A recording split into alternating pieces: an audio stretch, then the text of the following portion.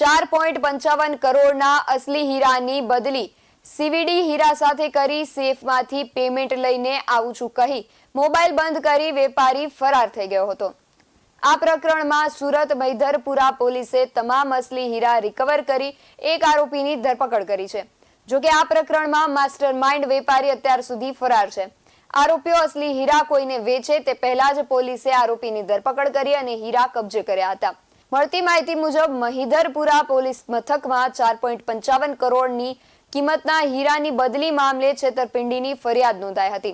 હીરા બજાર LB 4 રસ્તા પાસે કેબિન રાખી ધંધો કરતા વેપારીએ હીરો ખરીદવાને બહાને હીરા વેપારીને હીરો લઈને ઓફિસે બોલાવ્યા બાદ સોદો કરી વેપારીની નજર ચૂકવી 10.08 કેરેટનો D કલરનો VVS 2 પ્યોરિટીનો નેચરલ હીરો બદલી તેની જગ્યાએ CVD હીરો મૂકી સેફમાંથી રૂપિયા લઈને આવું છું હોવાનું કહી હીરો લઈ મોબાઈલ બંધ કરી રફુચક્કર થઈ ગયો હતો, જેથી ભોગ બનનારે પોલીસ ફરિયાદ નોંધાવી હતી। પોલીસે ચિરાગભાઈ શાહની ફરિયાદ લઈ હિતેશ પુરોહિત અને ઈશ્વર નામના વ્યક્તિ સામે 4.55 કરોડના હીરાની છેતરપિંડીનો ગુનો દાખલ કરી વધુ તપાસ હાથ ધરી હતી। આ સમગ્ર મામલે DCP ભગીરથ ગઢવીએ જણાવ્યું હતું કે ફરિયાદ દાખલ થતા આજે પોલીસ અલગ અલગ ટીમો બનાવી રાજસ્થાન, પાલનપુર, મુંબઈ વગેરે સ્થળોએ તપાસ હાથ ધરી રહી છે। આરોપી હિતેશ સાથે અન્ય આરોપી ઈશ્વર પુરોહિત, કમલેશ પુરોહિત અને દલપત પુરોહિત સહિત સુરેશ પુરોહિત સામેલ હતા।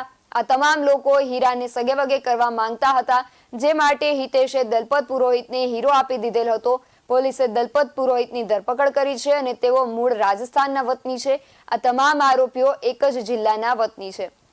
સુરત શહેરના મૈધરપુરા પોલીસ સ્ટેશન વિસ્તારમાં હીરા બજાર આવેલું છે। આ હીરા બજારમાં ખૂબ જ મોટા પ્રમાણમાં ડાયમંડની લેતી દેતીનો અને વ્યાપાર થતો હોય છે।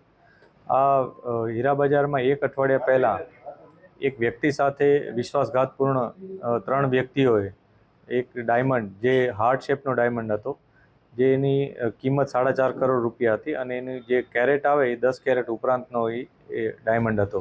એ વિશ્વાસઘાતપૂર્ણ આ ડાયમંડ એ લોકોએ લઈ લીધો હતો અને એની બદલામાં એમણે એ લોકોને CVD પ્રકારનો સેમ ડાયમંડ એના હાથમાં આપી દીધો હતો અને પોતે સેફમાંથી 10 લાખ રૂપિયા ટોકનના લેવા જાય છે એવી પ્રકારની વાત કરી અને ત્યાંથી નીકળી ગયો હતો। આ ત્યારબાદ જ્યારે ફરિયાદી એનો કોન્ટેક્ટ કર્યો તો ફોન સ્વિચ ઓફ થઈ ગયો હતો। આ બાબતને લઈને ફરિયાદીએ પોલીસ સ્ટેશનમાં ફરિયાદ નોંધાવી હતી। ફરિયાદ નોંધાવતાની સાથે જ મૈધરપુરા પોલીસ સ્ટેશનની સર્વેલન્સ ટીમ અને અમારી પોલીસની અન્ય ટીમ એની સાથે સુરત શહેરની ક્રાઇમ બ્રાન્ચ પણ આ ઇન્વેસ્ટિગેશનમાં જોડાઈ ગઈ હતી।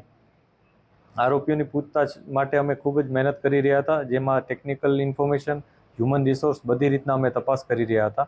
આ દરમિયાન મૈધરપુરા પોલીસ સ્ટેશનની ટીમને ઇન્ફોર્મેશન મળી હતી કે એક દલપતભાઈ કરીને એક વ્યક્તિ છે, દલપત પુરોહિત, એ જે રાજસ્થાનના સિહોર જિલ્લાના બાંટ ગામનો રહેવાસી છે, એની પાસે આ ડાયમંડ હોવાની ઇન્ફોર્મેશન પોલીસને મળી હતી, જે બાબતને લઈને પોલીસે એની પૂછતાછ કરી હતી। પૂછતાછ દરમિયાન એણે શરૂઆતમાં આ વસ્તુનું કન્ફર્મેશન નહોતું આપ્યું, પરંતુ ઊંડાણપૂર્વકની પૂછપરછમાં એણે કન્ફર્મ કર્યું હતું કે આ હીરો એની પાસે છે અને પછી એણે પોલીસ પાસે હીરો પણ રજૂ કર્યો હતો। પોલીસે આ ડાયમંડ છે એ વેરીફાઈ કરાવ્યો હતો, જે નેચરલ હતો અને જે ચોરીમાં જે વિશ્વાસઘાતપૂર્વક લઈ ગયા હતા એમાં એ જ ડાયમંડ હતો। ત્યારબાદ પોલીસે એની ધરપકડ કરી હતી। આ કિસ્સામાં અન્ય 5 આરોપીઓ પણ છે જેની ધરપકડ કરવાની બાકી છે। પોલીસ એ લોકોની તપાસ કરી રહેલ છે, જેમાંથી મુખ્ય આરોપીઓ હિતેશ, કમલેશ અને ઈશ્વર છે, જે લોકોએ આ ઘટનાને અંજામ સ્થળ ઉપર આપ્યો હતો અને બાકીના જે આરોપી છે એ લોકોની મદદગારીમાં હતા અને મદદગારીમાં એ લોકો આ હીરો વેચવાનું પ્લાનિંગ કરવાના હતા। આ હીરો ક્યાં વેચવાના હતા એ ઇન્ફોર્મેશન હજી પોલીસને મળી નથી।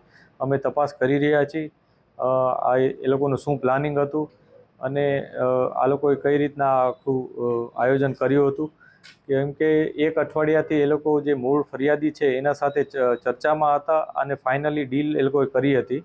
ડીલમાં એ લોકોએ જે હાર્ટ શેપ ડાયમંડ છે એ જ પ્રકારનો ડાયમંડ એના હાથમાં આપી દીધો હતો, જેથી કોન્સ્પિરેસીની જે કલમ છે એ પણ ઉમેરવામાં આવી હતી અને આ સમગ્ર ઘટનામાં પોલીસે અત્યારે CVD અને જે ઓરિજિનલ ડાયમંડ છે એ બંનેને કબજે લીધેલ છે અને ત્યારબાદ અત્યારે આગળની કાર્યવાહી કરી રહ્યા છે। BSN TV ન્યૂઝ સાથે પરેશ રાઠોડ, સુરત।